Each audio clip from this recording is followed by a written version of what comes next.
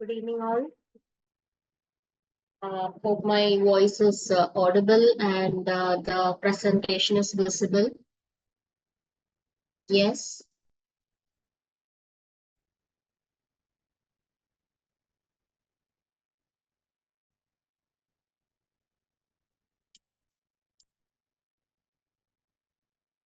Yeah. Can anyone respond? Yes, madam. Yeah. Okay. Yes. Thank you. Okay. So, yeah, we can start. I was waiting for no few others to join the session. It's already yeah, we can start. Okay. So this session is going to be about the operations management. When I speak about operations, it is a general term. It can uh, mean overall operations of a company, of an organization, or just a part of the activity and a company is taking care of.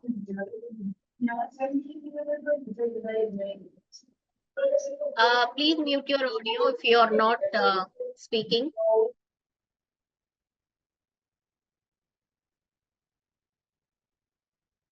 Okay, thank you.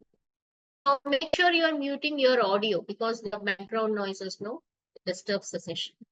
So yeah, so we can discuss about the overall operations of an organization, the overall operations. So how to manage those operations, what the the main who are the main the team players in managing those operations. Anyhow, the overall operations will be controlled by the top management. uh, other than the top management, there are people, or there are managers designated by the top management to take a control on the overall operations. But here now we are going to discuss about the industrial operations. So we are going to completely focus our study on industrial operations like machineries, production, distribution, procurement, so and managing the inventory. So what are all the techniques for they adopt and use for managing and maintaining the inventory? How they what measures do they take to to cut down the cost, and how do they manage with the the resources available? So all these we discuss under operations management.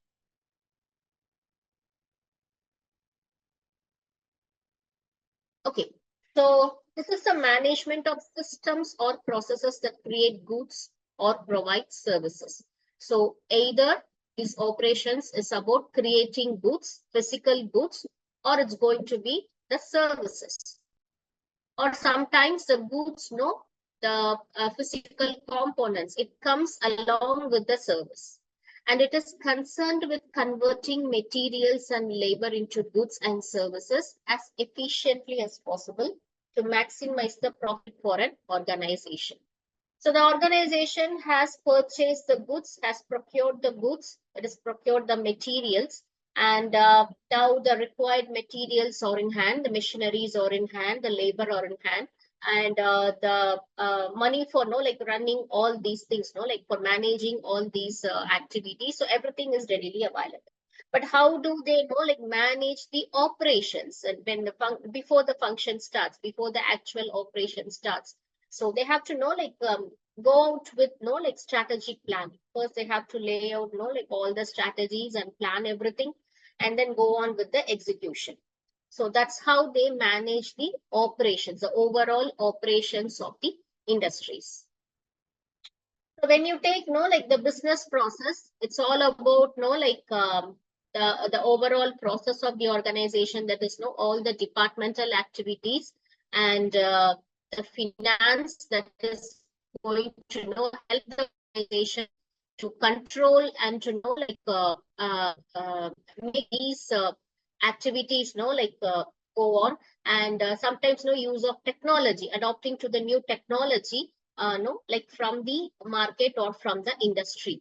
So where does this operation management come into view. So whether it's in business process or whether it's in finance or whether it's in technology. So operations management, no, like it can be taken something like an, no, like an abstract thing. It is no like everywhere. It is everywhere. That is in each and every, no, like project operations or each and every departmental operations. So that should be, no, like a control. There should be a procurement will be happening, and coordination will be happening, organization will be happening, and no like controlling will be.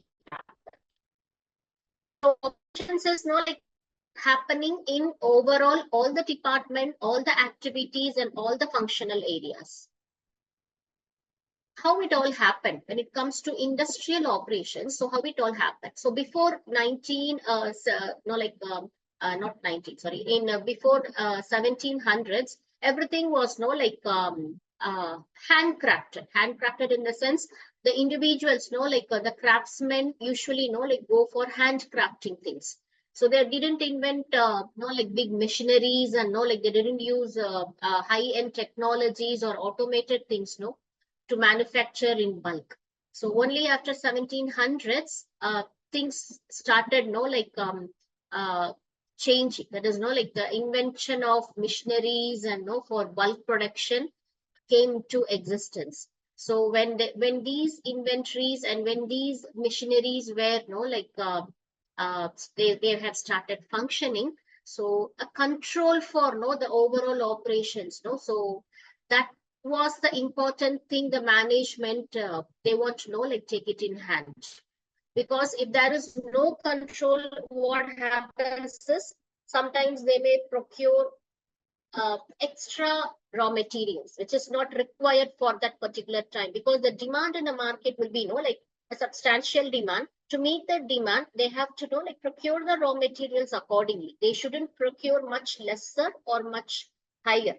It should be, like somewhat in between. So before doing a forecasting, before doing a forecast of, what would be the future sales or what would be the, like future demand in the market, they have to know, like go with the complete strategic plan.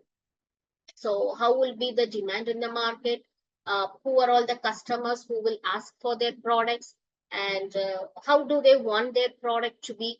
And so on a daily basis, maximum how many physical components of the goods, that has to be produced.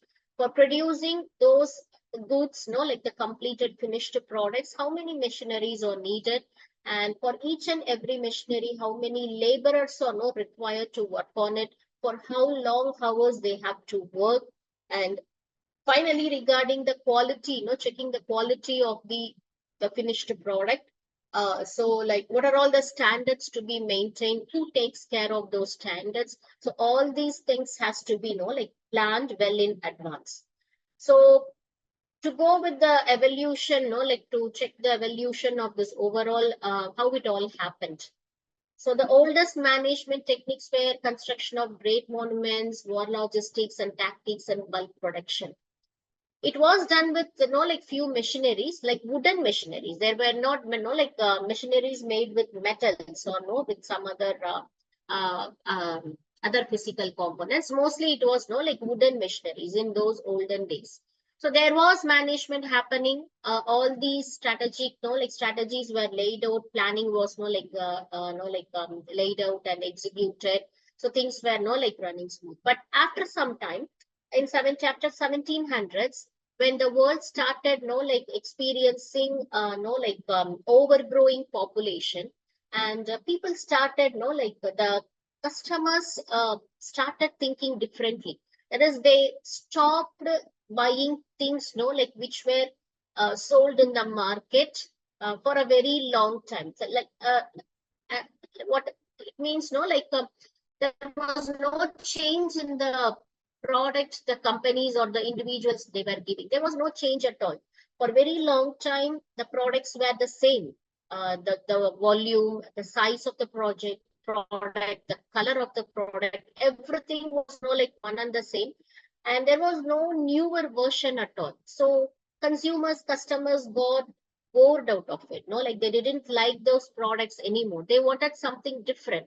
They want it more colorful. They wanted to know, like, they want those products to know, like, to have more shelf life. And they wanted to be, like, more trendy. It should reflect the uh, then trend. It should reflect the trend, then fashion. So the expectations of these consumers, customers, no, like it has gone beyond the limit. So to meet these demands of the customers, no, like the companies, I mean the individuals, what they did was, no, like they have to know, like they were forced to start an organization and acquire employees for work, laborers and workers to work for their companies and organizations. They needed more technologically advanced machineries which can produce more goods, no, within a particular within one day. So because with manual labor alone you cannot know, like complete those goods. So you need something extraordinarily, something extraordinary to know, produce something, like so bulk. So that's where the production is, like converted into factory. From craft to production, handcrafted production, it was converted into factory production, so machinery production.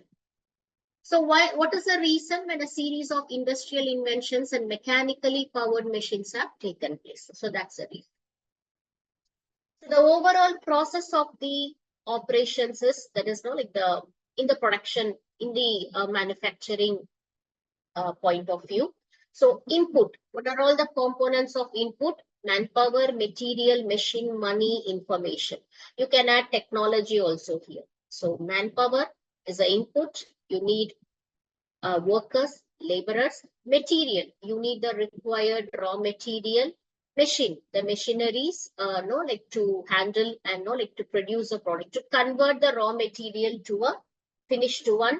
And you need money for investment, and you need information. Information is not collected from the market, collected from the industry, collected as a feedback from the customers, and plus the technology, the latest technology which was available by that time. So all these, all these components comes under input.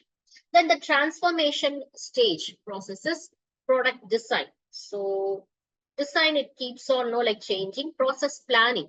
Now companies, the manufacturing companies goes with different types of manufacturing processes. If there are batch manufacturing, there is a batch manufacturing, there is a line manufacturing. So they have many manufacturing types, as per their as per their product, or as per the demand in the market, the organization, the manufacturing department can change the process, like the manufacturing process accordingly. They don't have to go with the same type of manufacturing process. So production design, product design, process planning, production, control, and maintenance. So this physical components, these components comes under transformation, and the final output is the product and services. So variables are there, that is as per the inventory, as per the quantity and cost. So things may change something, here and there, but in overall, so these are the input components, and these are the transformation components to get the desired output. Now, before going with any management, whether it's the production management or the finance management, whatever it is, you need to have a plan and a strategy.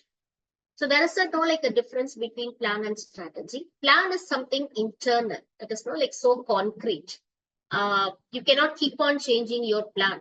So only if you start executing a plan, and at some point of time you realize that this plan isn't going to work anymore, then switch over to another plan. Or otherwise, usually plan is internal and is very concrete. On the other hand, strategy is something so external, that is abstract. You have to, according to the environment, according to the trend, according to the that scenario, you have to you can keep on changing your strategy. So there is no harm in that. So that's the main difference. The process of thinking and organizing the required activities to achieve a desired goal, that's a plan. But the strategy is, it's a plan of action designated to achieve a long-term overall aim. So plan is something, no, like still not executed, whereas strategy is something which is being executed. You can take it that way. So this is the basis for comparison between planning and strategy. If you take the meaning, the actual meaning for these two terms is, planning is thinking in advance for the actions which are going to take place in the future, whereas strategy is the best plan opted for achieving the desired outcome. So it's in the execution phase. So planning is a roadmap for accomplishing any task, and strategy is the path chosen for achieving the objectives. Planning is related to thinking, but the strategy is related to action. It is no like execution. Planning is completely based on the assumptions, and strategy is based on the practical considerations. That's why it's dynamic. It keeps on changing. You don't have to stick to a rigid strategy. You have to stick to a rigid plan, but not to rigid strategy. Strategy you can keep on changing according to the then scenario or then situation. So depending upon the circumstances, planning can be taken depending upon the circumstances, in the sense depending upon how much units are required to be produced for the future season, for the upcoming season. So depending upon the circumstance, you can uh, make the plan. And strategy is something long term, because you keep on changing that. You keep on changing that according to the market, according to the wish of the customers, according to the interest of the customers. So it's a long term. It keeps on going. Planning is something so preventive. So you plan something to prevent a risk in the future. That's why you plan now. But strategy is something competitive. So once you have executed the plan, you may face many competitive situations, like many challenges. You have to handle all those challenges and keeps on going. I mean, you should keep on going. So that's so competitive. And it's a part of the management function. Planning is a part of the management function, and strategy is a sub part of decision making. So as per the interest, as per the customer's interest or likings, so you keep on change the decision, right? So that's why it's a sub part of decision making. And the sequence is second and first. Now let's see about the types of planning, and then we will discuss about the types of strategy. So two types of planning are there: aggregate planning and DRP planning, that is distribution requirement plan. That is before production and after production. So before producing a good or service, and the DRP is after the production, after the completion of the production. So aggregate planning, it is an operational activity that does an aggregate plan for the production process in advance of 6 to 18 months to give an idea to management as to what quantity of materials and other resources are to be procured and when, so that the total cost of operations of the organization is kept to the minimum over that period. So it's an overall planning, before you start the production. First, you decide what to produce.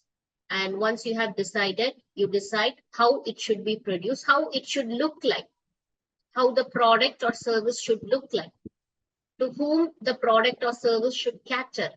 And then you decide on that, what are all the raw materials required for producing the product. And then you decide where to procure those raw materials, who is the best vendor to provide you with those raw materials. Please mute your audio. Please mute your audio. Okay. And then you decide the best supplier for those raw materials, and you enter into contract with them and ask them to supply the raw materials. And once you have received the raw materials, you decide about the transportation part and the type of the production plan, what you're going to do. So how many quantity, how many units are you going to, your production plant is going to produce, how many workers has to be involved, and what is the budget of the overall for overall activity. So all these comes under aggregate planning. So after the production is done, then comes the distribution requirement planning. So DRP is a systematic process to make the delivery of goods more efficient by determining which goods in what quantities and at what location are required to meet anticipated demand. The goal is to minimize shortages and reduce the cost of ordering, transporting, and holding goods. So once the production is done, then you decide about it, then you plan about the distribution requirement. That is to which market you have to send the products, how much in how much quantity, and how to pack it as per the like the customer's requirements, and through which marketing channel you're going to like sell your goods. That is whether it's through wholesalers or whether it's through distributors or whether it's through retailers. So all these comes under distribution requirement plan. Now let's see about the types of strategies. Level strategy, chase strategy, and hybrid strategy. So the company continuously produces goods equal to the average demand for the goods. So that is level strategy. So this strategy is something where the company keeps on producing the goods so that it can manage or it can equal the average demand for the goods in the market. So the company's goods it's sustaining in the market. It doesn't decline.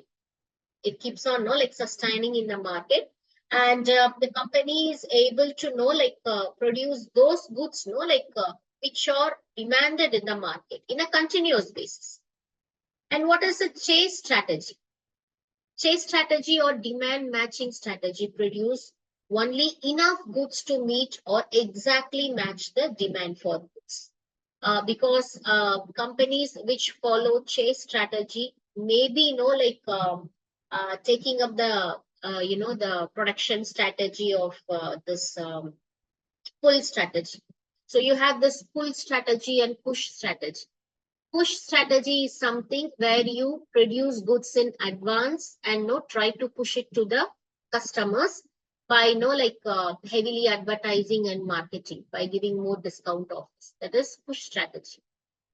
So you are producing the goods in advance and you're trying to push it to the customers by heavy marketing.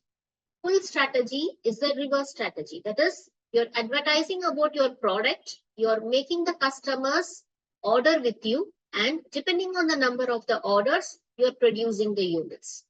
So there is no loss situation for the company, for the like the production plan. So for those companies who are which are following the pull strategy, they can go with the chase strategy. That is producing only enough goods to meet or exactly match the demand for goods. And then comes the hybrid strategy. That is a combination of push and pull strategy. Hybrid strategies, they enable to associate low cost production and differentiation. So it means the required raw materials are in hand. Okay, so enough raw materials are in hand, but production has been stopped for some time because the company is waiting for the customers to place the order. So once the customers has placed the order, then they will start the production based on the number of units required. So there is no loss situation. Even when few inventories, the raw materials are left out, even after supplying the demand, meeting the demand, if you a required amount of raw materials are left out, for the next season, what this company can do is do some enhancement, on the raw material or on the the product which they are going to produce, and they can add some value added features to those products, and they can sell in the upcoming season. So again, there is no a loss situation for the company. So level strategy, it's for those companies which follows the push strategy. That is advanced, in advance producing the products and sending it to the market to meet the customers' demand continuously. Chase strategy is for those companies which follows the pull strategy. That is making the customers order for the place the order for the products, and then as per the number of orders, producing the units and sending it to them. And hybrid strategies for those companies which follows the combination of push and pull strategy. So there are many techniques, no, like for managing the overall operations to take control over, no, these production and manufacturing operations. We will see one by one. JIT, just in time, and next one is Jidoka. Third one is Kanban. Fourth is Kaizen. Fifth one is Soko. Sixth is Six Sigma. Then Lean, Muda, Mura, and Muri, and Perch diagram and Gantt chart. So if you see, out of these 10, almost no, like 7 techniques, no, it was a contribution from no, like the Japanese industries. So this JIT, Jidoka, Kanban, Kaizen, Soko, Lean, Muda, Mura, Muri. So all these are techniques, no, which are introduced by the production companies, no, in Japan, especially the automobile manufacturing industries in Japan. No, so they gave up, no, with these techniques to have no an overall control and not and to have an overall um, uh, to have an like overall control of all their operations, that is no industrial operations. And it proved a successful strategy for them. They were so successful because after 1944, no, like they were recovering from the Second World War, and it has become a necessity for Japan, no, like to come up in the economy. So they have to know like completely focus on no like industrial production and everything. So that's how no they can no like come up in economy, like so that they can no like compete with the other countries, no like USA or this England or Australia. So that's how they can no like compete. So it has become a necessity for them to introduce something, like some quality techniques, so that they don't have to know like handle the wastages more. Because if these technologies were not invented, no, like it was not, if it was not introduced by these Japanese companies, so they would have faced a problem in handling the manufacturing waste, because manufacturing waste, no, it is a big headache for these companies, for these organizations who has manufacturing and production plants. It's not easy. And slowly the world was also no like having some no, I mean they were no like being aware of no this pollution and no like this uh, so sustainability thing and everything. So that's why the chief engineers and no and all these production engineers, so they usually know they will know like form a meeting. They keep on discussing with how to improve the quality of the production, how to minimize the waste. And that's how these no like new techniques has been no like invented, and it was no like followed by these automobile companies in Japan. It was a huge hit, and slowly it was adapted by no like other foreign countries. So we will see what are all these techniques one by one. Many of you have heard about this, and would have known know what are all these techniques, and few of you may have been know like working in companies or industries which follows one or two of these techniques. So let me start AIT, just in time.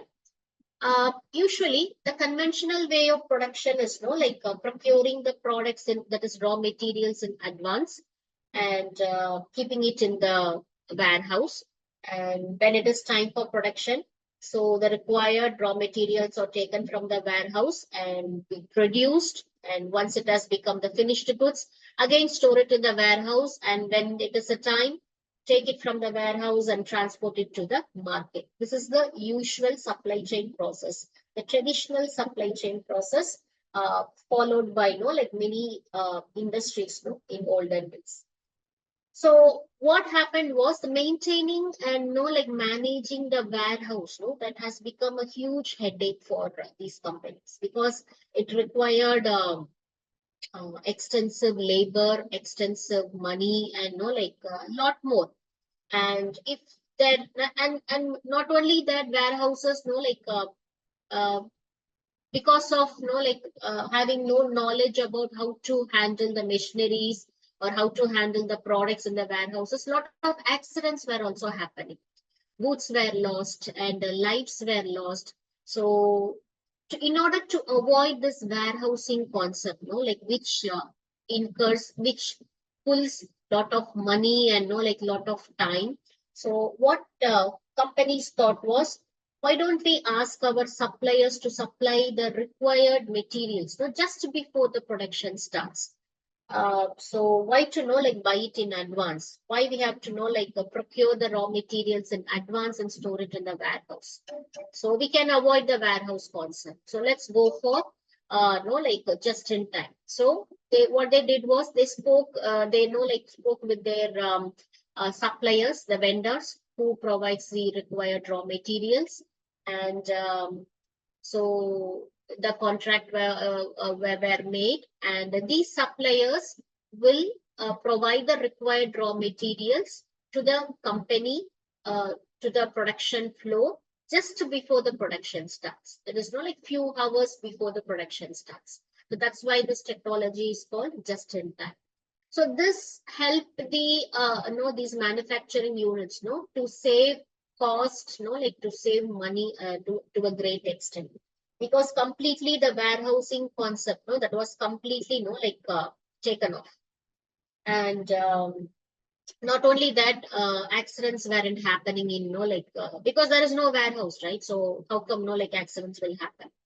And they could like save a lot of money, because they don't have to involve any warehouse laborers or like workers, and they don't have to have this machinery to know for handling the products, handling the goods in the warehouse, like forklift machines. No, those things come, all those things were completely avoided. So that's how the companies like were able to save more money.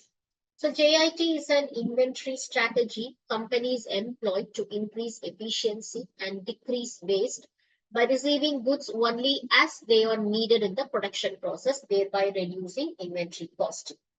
This method requires that producers are able to accurately forecast the demand. Technology plays an important role in JIT. An information system such as ERP is required to implement JIT in any organization. So this JIT has its like advantages and disadvantages. Advantage is like there is no need for warehouse. The suppliers can be like they can like supply the required materials, raw materials, to the production floor just before the production starts. So yes, no need for like a warehousing and like monitoring, checking like whether the goods are like safe in the warehouse. So all those headaches, So that was completely avoided. But on the other hand, it had disadvantages too. Disadvantages where like sometimes if the like the vehicles, the transportation vehicles which carries the raw materials to the factory floor, sometimes they may get stuck in traffic, or sometimes like the vehicles may like they may uh, break down, and because of that the production may get delayed. So that is like the main disadvantage of JIT. And like these companies have found the better way to to overcome this difficulty. So what they did was, they made their suppliers to have a decentralized warehouses, like very near to their factory location. So for example, if there is a bike manufacturing company, it's an assembly point. So all the required components, for a bike assembly. So you have this seat cover, you need to have this cushion, you need to have wheels, you need to have this brake system, engine, petrol tank, mirrors. So all these things, it's a component of the bike, right? There are many more than like 500, 300 or 500 components. So all the raw material suppliers, the required material suppliers for these components, for these service components. So their decentralized warehouses will be located very near to the assembly plant. So these decentralized warehouses will now supply the required components daily, on a daily basis, to the factory floor, to the assembly floor, just before the assembly starts. So that's how they overcame the difficulty. So the next advantages disadvantages if we discussed. Next one is Jidoka. So Jidoka means automation. So it's a term used in lean manufacturing, meaning automation with a human touch. Because you cannot completely hand over, all the operations to, to machines. It's very difficult. So what happens is, if something, happens in between, that is, when the production is going on, it's an automated production, and there's a small glitch, a small glitch has happened, and in the product line, when it is when the product line is moving in the conveyor, so one product or one conveyor belt, has is cut off. Unfortunately, it was cut off, or it has it has teared. So when it has happened, immediately the machines wouldn't stop, because it's something automated. You have fixed the timeline, you have fixed the number of units to be produced, so it will not stop. So here is where you need the human intervention. So there has to be a 50-50 combination of 50-50, that is automation with the human touch. So it is a quality control process used in the TPS, which applies the following 4 principles. First one is detect the abnormality and then stop. Third one is fix or correct the immediate condition. And the fourth one is investigate the root cause and install a countermeasure. So when 50-50 is implemented, that is 50% of automation and 50% of human intervention. So when that is happening, and when this conveyor belt is cut off, when it is teared off, so immediately the human, that is the laborer or worker, the supervisor can immediately stop the production by pressing a push button or whatever, immediately stop the production. And once everything is rectified, rearranged, then the production can be started. Then the remaining products can be automatically it can be produced. So this is how it works. So this is what you call as Jidoka, meaning automation. So this is a small a difference, to show you what actually Jidoka means. So under people, there is if you take if you see it in people aspect, work is easier, but people still machine watching. That is in the normal thing. But in Jidoka automation, productivity improves when people are multi-process handlers. In the aspect of machines, machines run to end of cycle or until stop button is pushed, when it is completely humanized. But in Jidoka automation, machines can detect errors and stop autonomously. And in the aspect of quality, machine crashes and mass production of defects can occur when it is in complete automation. And in Jidoka automation, defects and machine crashes are prevented by auto stop. And in aspect of response to problems, errors are found later, root cause correction takes longer, because by the time everything is done, you cannot stop it, everything is done. But in Jidoka automation, errors cause machines to stop and root cause can be found quicker.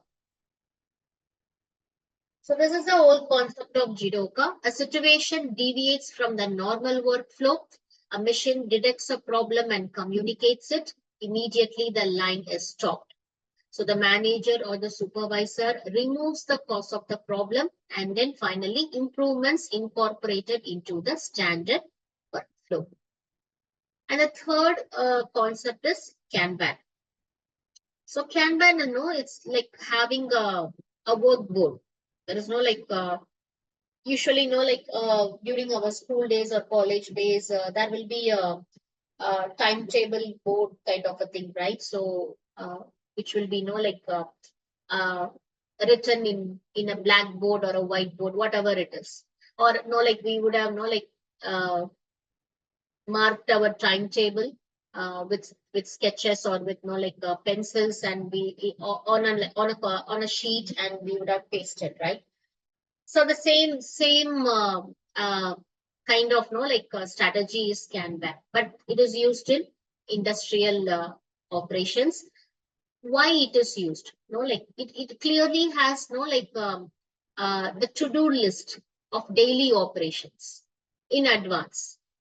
So it has a list of like the number of machines to be operated for the next day or for the whole week, and how many like workers have to work on those machines for each and every machine, the name of the workers, by what time they have to like log in or step into the the manufacturing floor, by what time they have to start the machine, by what time they have to stop the machine, and each machine how many products it has to produce, and after the production where the products has to go. So all the information for those machines, for each and every machines, for getting those completed products. So how many raw materials, how much raw materials has to be, like put into each and every machine, and from where you can get those raw materials, from which part of the warehouse or from which supplier, those raw materials has to be. So all this information will be, like uh, printed, or all this information will be marked on a big board. So that board is called as Kanban board. The Kanban method is the means to design, manage, and improve workflow systems for knowledge work. The method also allows organizations to start with their existing workflow and drive evolutionary change. They can do this by visualizing their workflow of work, limiting work in progress, that is WIP, work in process, and stopping, starting, finishing. The Kanban method gets its name from the use of Kanban, that means visual signaling mechanisms to control work in progress for intangible work products. So the next, we have one more. Kanban meaning signboard in a scheduling system for lean manufacturing. That is, it's no like it's otherwise called as a signboard. So Taichi Ohno, this is like the name of the industrial engineer at Toyota. So he developed this Kanban concept to improve the manufacturing efficiency. And this system takes its name from the cards that track production. So it's also known as Toyota nameplate system. So most of these, like techniques, the concepts, JIT, Lean, Kanban. So these are all, like the contributions of Toyota manufacturing, like from Japan. They contributed it to the world. So Kanban principles, change management principle, and they have the service delivery principles. So let's see what are all like those change management principles. This is structured. It's structured to address a human tendency to resist change. Start with what you do now. Understand current processes as they are actually practiced, and respect existing roles, responsibilities, and job titles. It means if a worker name is like mentioned in that Kanban board, the worker has to come by the time and do his work, a given work, which is like mentioned in this board, Kanban board. So, like not taking up the responsibility or avoiding the, like the doing the work during the working hours. So that is not at all accepted, in Kanban principle. So if it is mentioned in the Kanban, it has to happen. So, and everyone in the factory floor will stick on to those Kanban principles. agree to pursue improvement through evolutionary change, and encourage acts of leadership at every level. And service delivery principles are, these principles acknowledge that organizations are a collection of interdependent services and place the focus on the work, not the people doing the work. Understand and focus on your customers' needs and expectations. Manage the work, let people self-organize around it. Evolve policies to improve customers and business outcomes. So these are the Kanban principles. And then is the Kaizen, this technology, Kaizen. It means continuous improvement. Kaizen means in Japanese, continuous improvement.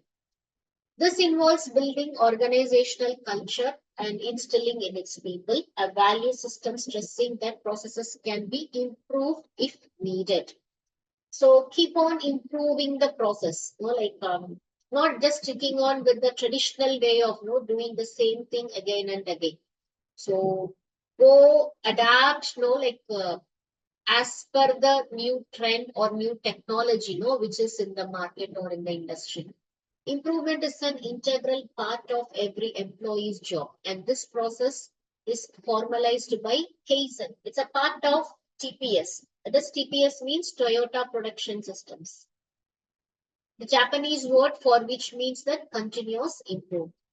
So this is the whole Kaizen approach. First is identify the problem, and the next is analyze current process, and the next is create solutions, test those solutions, measure, implement those solutions, and measure and analyze the results, and finally standardize the solution if it is impactful, or otherwise go with the process again. So Kaizen is a 6-step method focused on creating continuous improvement based on the idea that small ongoing positive changes deliver significant improvements. So Sino-Japanese word for improvement, that is Kaizen, referring to business activities that continuously improve all functions and involve all employees in a business. Kaizen is a concept referring to business activities that continuously improve from all functions and involve all employees from the CEO to the assembly line workers. So one thing we have to appreciate about these Japanese industries is within the company, within the organization, within the manufacturing plant, everyone is equal. So even if it is the CEO of the company, the founder of the company, or just a normal assembly line worker, so that doesn't make any difference. The only difference is like their designation, their payment, their role in the company, their roles and responsibilities. Only these will be the differences. Otherwise, all are treated equal. How this was possible was everyone sticked on to know those strict rules and regulations. When the strategy and plan, like when the plan is being executed, so everyone will stick on to that execution. So there is there will not be any, a reason for not doing something. There shouldn't be any reason for not doing something. So they are very, anxious about it. They do their job, whether it's a CEO or whether it's a normal assembly line worker. They come on time, they do their job, without any, glitch, and they give their contribution. Whatever is expected out from them, they give their best. To contribute to the company's success. So all their focus will be not only on themselves. So how I am treated in the company, not in that way. They want the work to be done. They don't want they are not so interested in uh, individual success. They all work towards the company success, the work success. Kaizen also applies to processes such as purchasing and logistics that cross organizational boundaries into the supply chain. It has been applied in healthcare, psychotherapy, life coaching, government, manufacturing, and banking. It was started in a automobile manufacturing unit, but since has become a great success, slowly the other industries also adopted it. Then this is SOCO. This is not a technique or no like a technology, but this is something no like the workers, the line workers, the supervisors, no, in the production unit, in the manufacturing plant. So what they will do is few representatives, no, from laborers and one or two supervisors, one or two managers. They meet, they conduct a meeting once in, no, like a month or twice in a month to discuss about how to improve their work quality. So what are all the things, no, like to be, no, like upgraded, or whether the top management's intervention is necessary or not. So all these, no, like things will be discussed by themselves. And for example, if they have, no, like two, three, no, like things to be, no, like considered. Say a bulb in a light, no, like an electrical light, no, like somewhere in a corner of the plant is not working. So that is one thing to be, no, like rectified. And the second one is, say one worker, no, one assembly line worker is continuously absent for more than 3 days. So that is the second thing to be, no, like taken care of. And the third one is, machine number 4 has to be, no, like serviced, but the service engineer has, no, like the servicing company is delaying the service. So these three concerns are to be addressed. So for addressing these concerns, they don't have to take this to the top management. So all these three, like it can be, like managed by themselves. So they don't have to take it to the top management. Top management's intervention is not required here at all. So they make sure, no, this is done, and they call up the employee to check, no, what is wrong with what wrong with him, why he is absent for, no, like more than 3 days, and what is the reason, whether that person will be returning to the job or not.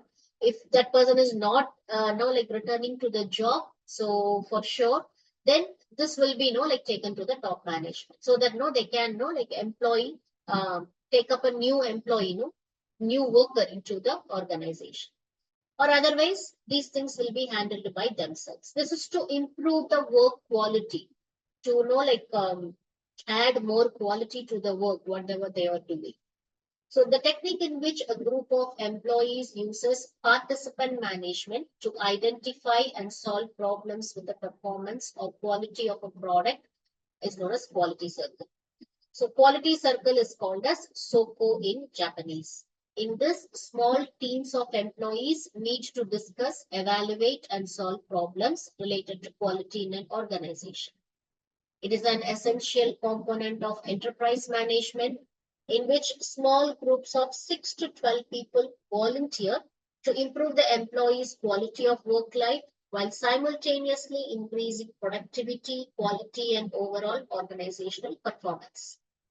Using this technique, the employees can work with complete dedication and commitment by reducing mental tension and the rate of rejection, rework, and solving work-related challenges. Everything like um, say if there is a conflict between no like two employees or no like two group of employees, I mean a group of workers, laborers, and a conflict between the supervisor and the laborer or a group of laborers, everything can be solved by these SOCO circles. They don't have to take it to the top management. So they don't have to disturb them at all. Only if necessary, like wherever the money is involved, only when there is money involved, so they can go on with taking the matters to the top management. Otherwise, they can solve among themselves. So let me, okay, stop here in this slide. So how this quality circle, like works. So first one is 8 to 10 members, same area, moderator. That is formation of the group, the quality circle group. So 8 to 10 members, they organize together and no, they will have a moderator. The second one is training. That is group processes, data collection, problem analysis. So they will collect the data. So where and all there is a problem, there is a like a requirement for action. So they will collect all those data and they will analyze the problem. And the third process is identification of the problem. List the alternatives, consensus, and brainstorming. So what are all the solutions to to rectify those problems. And then problem analysis, cause and effect. So how it happened, and because of that, what has resulted. So cause and effect, data collection and analysis, and finally finding the solution to the problem and implementation of the result. That is implementation of the the solution and monitoring whether it's working out or not. So this is the total quality circle process. So from here we will see in another session. I'll stay here for 5 more minutes. If you have any doubts, you can ask.